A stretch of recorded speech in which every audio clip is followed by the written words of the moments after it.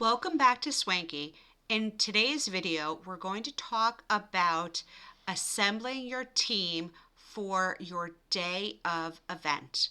In this example, we're going to use Alexandra's big day and hop over to logistics from the top banner.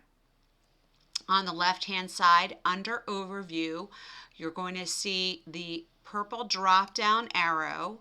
We're going to press that and scroll down to day of contacts.